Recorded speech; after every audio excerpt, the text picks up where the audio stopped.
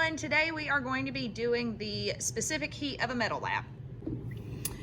Okay, so to start this lab, I've got a couple different things going on already. I already have some water over here heating up. I'm going to get it to boiling. This is what we actually will heat the metal up with, because we can measure the temperature of hot water easier than we can measure the temperature of a metal with a thermometer, because our metal sample, we can't just stick a thermometer on it to get the temperature.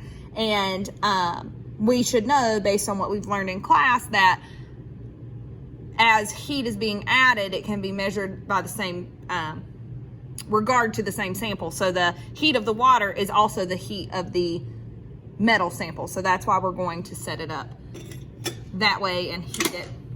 I also have 2 thermometers you see over here in our metal sample. We're gonna have 1 thermometer for the hot sample and 1 thermometer for the cold sample. The reason that we do this is because then we don't have to wait for the hot thermometer to cool down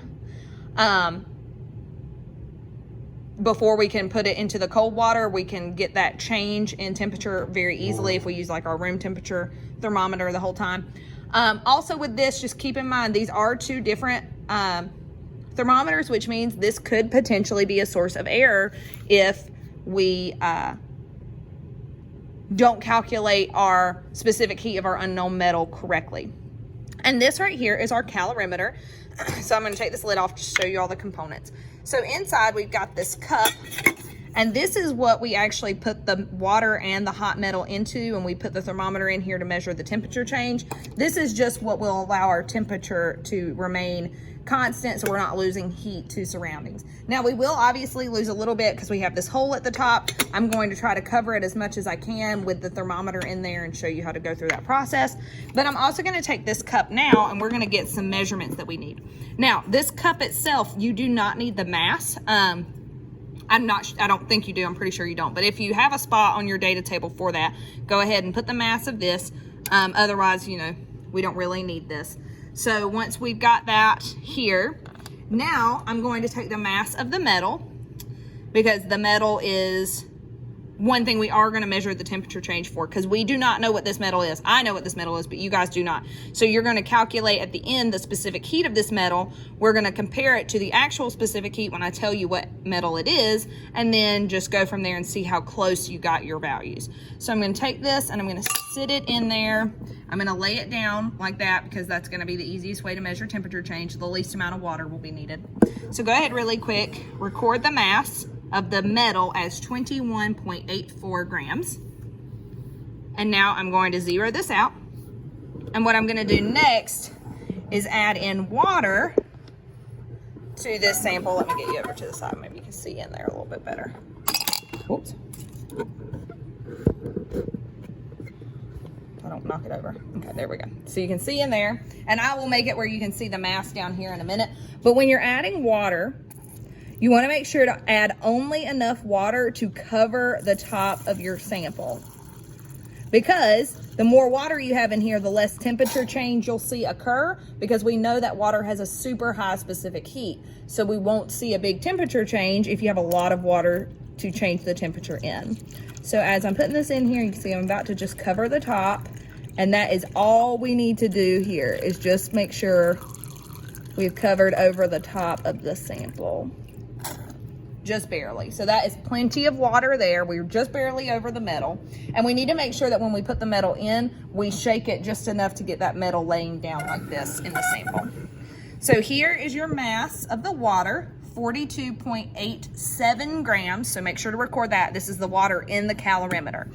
So now what I'm going to do is I'm going to take the metal out. Oops. So don't worry about the temperature or the mass change that you see there. Just going to take the metal out, try to get as much water off of this thing as possible so it's still in there. Okay.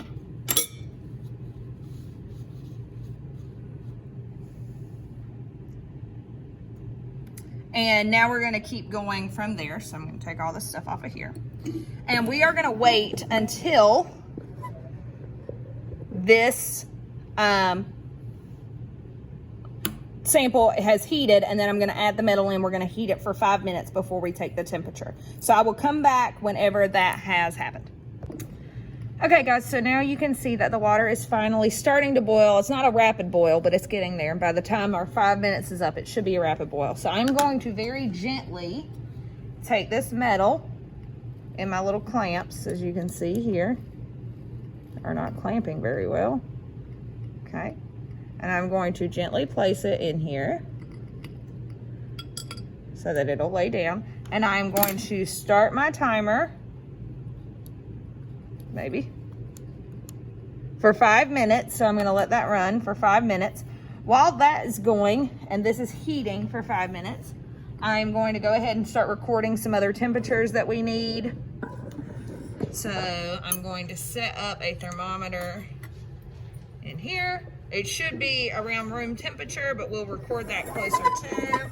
And now we're just going to let this boil for 5 minutes and then get the temperature of the water in there. And we're going to move very quickly to go to the next step. So it will take a little bit of practice here. We'll go through it as easily as we can. Okay, guys, so we are in our last about 30 seconds of heating this up. Obviously, we'll go over 5 minutes because we'll have to take the temperature and things like that. But I want you to go ahead and look at the temperature here of our water, our T initial, which is right at, so let me get that at a better angle for you. Right at 20, I would say 24.9. So that is the T initial of water. And this is in Celsius. So now it is almost at 5 minutes here. We're gonna go ahead, I'm gonna stop my timer, get the temperature of the water. So we don't wanna touch all the way to the bottom. We don't wanna touch the metal itself, but we do wanna just get the temperature of the water. As you can tell, it is raising a lot up here. And this is going to be measured as the T initial of the metal, because remember we said the metal and the water should be at the same temperature because they're being heated to the same temperature. So I'm going to just kind of let this, it's slowly decreasing now. You would think it would be close to 100 degrees Celsius due to the fact that it is, as you can see up here, boiling water. But since we are not boiling water, or since we don't have like pure water here, we're using some water from the sink, has some impurities. It's going to have a little bit of a different melting or boiling point. So I'm going to go ahead and give us the temperature here. So as you can see there, not very clearly, it is at about 91 degrees Celsius, 91 point, like 91.1-ish, I would say. So that is our original heat of the metal, so 91.1-ish. I'm going to show you down here. I've already started recording a lot of our data, and you will see an update on this as we get the temperature of the metal. So I'm going to take that thermometer out, 91.1. So now this is the very quick part. This is the part that usually has to be done with a partner, so I'm going to work as quickly as I can. I'm going to take the thermometer out of here because we know what our initial temperature of the water was. And what I have to do is I actually have to grab this metal, put the thermometer over here, grab this metal as quickly as I can, transfer it into this hole in the calorimeter, tuck my thermometer in without breaking it or shoving it in there, take this and cover it and kind of move it around until the temperature changes for the water. Remember, whatever your T final of the water is also your T final of the metal, because heat will flow from high to low until it equals out, okay? Let me see if I can get this to kind of stand up for me so I can move as quickly as possible. Maybe. There we go. All right, here we go.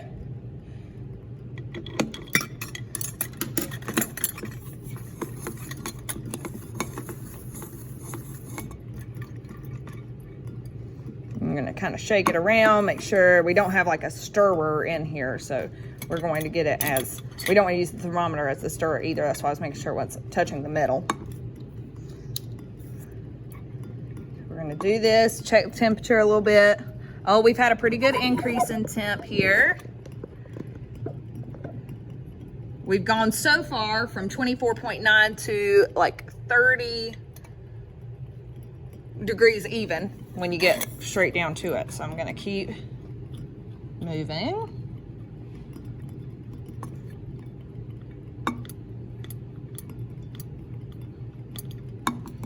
Check it again.